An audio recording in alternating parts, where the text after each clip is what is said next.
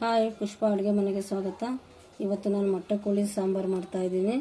ಮೊಟ್ಟೆ ಕೋಳಿ ಇದನ್ನೆಲ್ಲ ಅರಿಶಿನ ಉಪ್ಪು ಹಾಕಿ ತೊಳೆದಿಟ್ಕೊಂಡ್ಬಂದಿದ್ದೀನಿ. ಇದನ್ನಕ್ಕೆ ಯಾವ್ಯಾವ ಮಸಾಲೆ ಹಾಕ್ತೀನಿ ಅಂತ ತೋರಿಸ್ತೀನಿ ಬನ್ನಿ. ಸ್ವಲ್ಪ ಕೊತ್ತಂಬರಿ, ಸ್ವಲ್ಪ ಬೆಳ್ಳುಳ್ಳಿ, ಸ್ವಲ್ಪ ಪುದೀನ, ಶುಂಠಿ, ಈರುಳ್ಳಿ ಇದನ್ನು ಪೇಸ್ಟ್ ಮಾಡ್ಕೋಬೇಕು.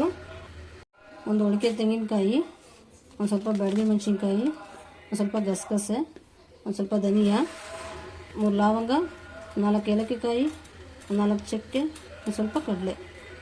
ಇದನ್ನು ರುಬ್ಕೊಂಬರೋಣ. 2 ಸಪ್ರೇಟ್ ರುಬ್ಕೊಂಬರ್ಬೇಕು. ಧನಿಯಾ ಕಾಳನ್ನ ಉರಿತಾ ಇದ್ದೀನಿ, ಹುರಿದ್ಬಿಟ್ಟು ಹಾಕೋಣ. ಅದ್ರ ಜೊತೆಗೆ ಬ್ಯಾಡಗಿ ಮೆಣಸಿನ್ಕಾಯಿ ಹಾಕ್ತಿದ್ದೀನಿ.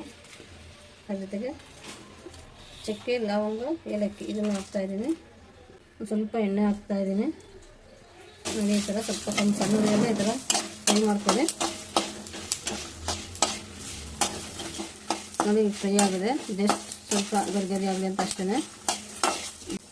ಬ್ಯಾಡಗಿ ಮೆಣಸಿನ್ಕಾಯಿ ಹಾಕೋದ್ರಿಂದ ಟೇಸ್ಟ್ ಬರುತ್ತೆ. ಈಗ ಎಲ್ಲದನ್ನೂ ಸ್ವಲ್ಪ ಹುರ್ಕೊಂಡಿದ್ದೀನಿ. ಈಗ ಇದನ್ನು ಪೌಡ್ರ್ ಮಾಡ್ಕೊಳ್ಳೋಣ.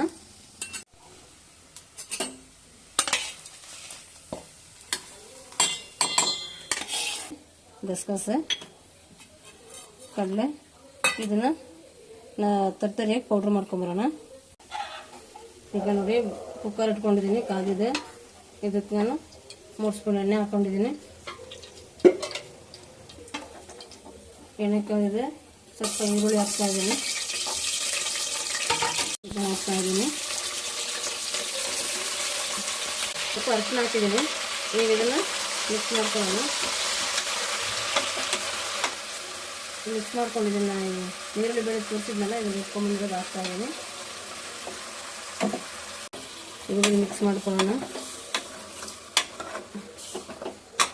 ಬ್ಯಾಡಗಿ ಮೆಣಸಿನ್ಕಾಯಿ ಧನಿಯಾ ಹುರಿದಿದ್ನಲ್ಲ, ಇದನ್ನು ಇದಕ್ಕೆ ಹಾಕೋಣ. ನೋಡಿ, ಅಚ್ಕಾರ ಪುಡಿ ಹಾಕ್ತಾಯಿದ್ದೀನಿ. 2 ಸ್ಪೂನ್ ಅಚ್ಕಾರ ಪುಡಿ ಹಾಕಿದ್ದೀನಿ. ಈಗ ರುಚಿಗೆ ತಕ್ಕಷ್ಟು ಉಪ್ಪು ಹಾಕ್ತಾಯಿದ್ದೀನಿ. ಈಗೆಲ್ಲ ಮಿಕ್ಸ್ ಮಾಡ್ಕೊಳ್ಳೋಣ. ನಾನು ಧನಿಯಾ ಪುಡಿ ಮೆಣಸಿನ್ಕಾಯಿ ಹುರಿದಿಟ್ಕೊಂಡಿದ್ನಲ್ಲ, ಅದನ್ನು ಫಸ್ಟ್ 2 ಸ್ಪೂನ್ ಹಾಕ್ಕೊಂಡಿದ್ದೀನಿ. ಇನ್ನು ಬಾಕಿ ಪುಡಿ ತೆಂಗಿನಕಾಯಿ ಒಳಗೆ ಹಾಕೊಂಡು ರುಬ್ತೀನಿ. ಈಗ ಇದನ್ನು ಫಸ್ಟಿಗೆ ಅರಿಶಿನ ನೀರುಳ್ಳಿ ಜೊತೆಗೆ ಸ್ವಲ್ಪ ಖಾರದ ಪುಡಿ ಉಪ್ಪು ಎಲ್ಲ ಹಾಕ್ಬಿಟ್ಟು ಇದನ್ನು ಕೂಡಿಸ್ಕೊಂಡ್ರೆ ಉಪ್ಪು ಖಾರ ಚೆನ್ನಾಗಿ ಹಿಡಿಯುತ್ತೆ. ನೋಡಿ, ಈಗ ಇದಕ್ಕೆ ಸ್ವಲ್ಪ ನೀರು ಹಾಕೋಣ. ಈಗ ನೋಡಿ, ಇದು ಕುದೀತಾ ಇದೆ. ಈಗ ಇದಕ್ಕೆ ನಾನು 1 ಗ್ಲಾಸ್ ನೀರು ಹಾಕ್ಕೊಂಡಿದ್ದೀನಿ.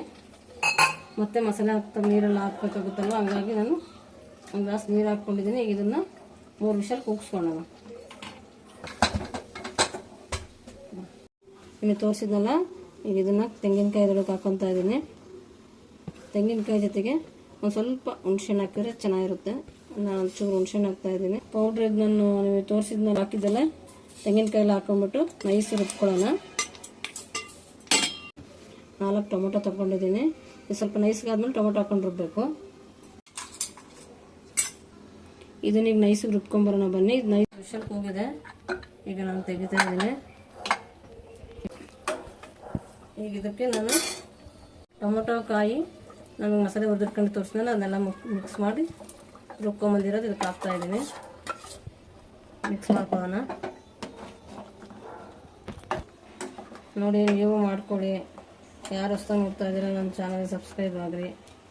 ವಿಡಿಯೋ ನೋಡಿದ್ರೆ ನೀವು ಏನೇನು ಹಾಕಿದ್ದೀನಿ ಅಂತ ಗೊತ್ತಾಗುತ್ತೆ. ಸುಮ್ಮನೆ ನೋಡ್ಬಿಟ್ಟು ಇದು ಮಾಡಿ ಅರ್ಧಂಬರ್ಧ ನೋಡಬೇಡಿ. ಈಗ ನಾನು ಇದನ್ನು ಫಸ್ಟಿಗೆ ಹಾಕಿದರೆ ಹೊಡ್ಕೊಳ್ಳುತ್ತೆ. ಅದಕ್ಕೆ ಈಗ ಮಸಾಲೆ ಹಾಕ್ಬೇಕಾದ್ರೆ ಹಾಕ್ತಾಯಿದ್ದೀನಿ. ಮೊಟ್ಟೆ ಇದು ಈಗೆಲ್ಲ ಮಿಕ್ಸ್ ಆಗಿದೆ. ಇನ್ನೊಂದು ಸ್ವಲ್ಪ ಇದಕ್ಕೆ ನೀರು ಹಾಕೋಣ. ಈಗ ನೋಡಿ, ಇದೇ ಜಾರಲ್ಲಿ ನಾನು ನೀರು ಹಾಕ್ತಾಯಿದ್ದೀನಿ. ನೀಟಾಗಿ ಇದನ್ನು ನೀಟಾಗಿ ಮಿಕ್ಸ್ ಮಾಡ್ಕೊಳ್ಳೋಣ.